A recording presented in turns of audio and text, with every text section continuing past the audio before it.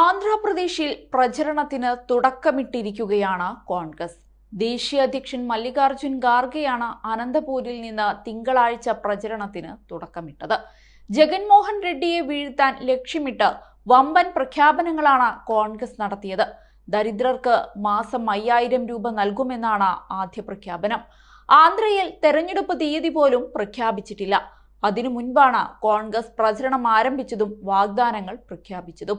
ഇത്തവണ വൈഎസ് ഷർമിളയുടെ നേതൃത്വത്തിലാണ് കോൺഗ്രസ് തെരഞ്ഞെടുപ്പിനെ നേരിടുക.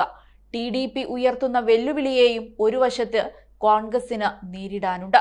അതേസമയം നിലവിൽ കോൺഗ്രസിന് സംസ്ഥാനത്ത് സീറ്റുകളൊന്നും തന്നെ ഇല്ല. ഇത്തവണ അക്കൗണ്ട് തുറക്കുക മാത്രമല്ല, ഭരണം നേടുക കൂടിയാണ് ലക്ഷ്യമെന്ന് കോൺഗ്രസ് പ്രഖ്യാപിച്ചതാണ്. അതുകൊണ്ടാണ് ഷർമിളയെ പാർട്ടി അധ്യക്ഷയാക്കിയത്. എല്ലാ മാസവും 5000 നൽകുന്നത് കോൺഗ്രസിന്റെ ഉറപ്പ് തന്നെയാണ്. കർണാടകയിൽ പ്രഖ്യാപിച്ച 5 ഗ്യാരണ്ടികളും തെലങ്കാനയിലെ 6 വാഗ്ദാനങ്ങളെക്കാളും വലിയ കാര്യങ്ങൾ ആന്ധ്രയിൽ കോൺഗ്രസ് വന്നാൽ നടപ്പാക്കുമെന്ന് ഖാർഗെ പറയുന്നുണ്ട്. ഇത് വെറും ഒരു വാഗ്ദാനമല്ല, ഇത് കോൺഗ്രസിന്റെ ഗ്യാരണ്ടിയാണ്. ഒരു സംസ്ഥാനത്തും ഇല്ലാത്ത രീതിയിൽ ദരിദ്രർക്ക് കോൺഗ്രസ് നൽകുന്ന ഉറപ്പാണ്. എല്ലാ ദരിദ്ര കുടുംബങ്ങൾക്കും 5000 രൂപ ഞങ്ങൾ നൽകും. അവരുടെ അക്കൗണ്ടിൽ പണം എത്തുമെന്നും ഖാർഗെ ഉറപ്പു പറഞ്ഞിട്ടുണ്ട്. അതേസമയം അനന്തപൂർ ധാരാളമായി കന്നഡ വിഭാഗക്കാരുള്ള മണ്ഡലമാണ്.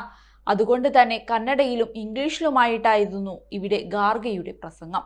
ആന്ധ്രാപ്രദേശ് കോൺഗ്രസിനെ സംബന്ധിച്ച് വലിയൊരു വികാരം തന്നെയാണ്. ഞങ്ങളുടെ ഹൃദയത്തോട് ചേർന്ന് നിൽക്കുന്ന സംസ്ഥാനമാണിത്. 2 മുൻ ഇന്ത്യൻ രാഷ്ട്രപതിമാരെ സംഭാവന ചെയ്ത ജില്ലയാണ് അനന്തപൂർ. സർവേപ്പള്ളി രാധാകൃഷ്ണൻ, N. സഞ്ജീവ റെഡ്ഡി എന്നിവരാണ് ആ നേതാക്കൾ. ആന്ധ്രാപ്രദേശിൽ നിന്നാണ് മുൻ പ്രധാനമന്ത്രി PV നരസിംഹറാവു, മുൻ മുഖ്യമന്ത്രി YS രാജശേഖര റെഡ്ഡി എന്നിവരുണ്ടായത്. മേദക് ലോക്സഭാ മണ്ഡലത്തിൽ നിന്നാണ് ഇന്ദിരാഗാന്ധിയെ MP ആയി തെരഞ്ഞെടുത്തതെന്നും ഖാർഗെ ഓർമ്മിപ്പിച്ചു. എല്ലാ കോൺഗ്രസ് നേതാക്കളും YS ഷർമിളയ്ക്ക് കരുത്തു പകരാൻ വേണ്ടി പ്രയത്നിക്കണം. അതിലൂടെ കോൺഗ്രസിന്റെ സുവർണകാലത്തെ തിരിച്ചു കൊണ്ടുവരാൻ സഹായിക്കണമെന്നും ഖാർഗെ പറഞ്ഞു. ജഗൻമോഹൻ റെഡ്ഡിയും ചന്ദ്രബാബു നായിഡുവും പവൻ കല്യാണും ചേർന്ന് ആന്ധ്രയെ പ്രധാനമന്ത്രിക്ക് നൽകിയിരിക്കുകയാണ്. മോദിയെ ഇവർ ഭയക്കുന്നുണ്ടെന്നും ഖാർഗെ എടുത്തു പറഞ്ഞു. എന്നാൽ ഷർമിള ഒരിക്കലും മോദിയെ ഭയപ്പെടുന്നില്ല. കോൺഗ്രസിനെ ആരും വില കുറച്ച് കാണരുതെന്നും ഖാർഗെ മുന്നറിയിപ്പ് നൽകിയിരിക്കുകയാണ്. അതേസമയം എന്തുകൊണ്ട് ആന്ധ്രാപ്രദേശിന് ഫണ്ടുകൾ ലഭിക്കുന്നില്ലെന്നും പ്രത്യേക പദവി സംസ്ഥാനത്തിന് ലഭിക്കുന്നില്ലെന്നുമുള്ള കാര്യങ്ങൾ ജഗനോ പവൻ കല്യാണോ മോദിയോട് ചോദിക്കുന്നില്ല.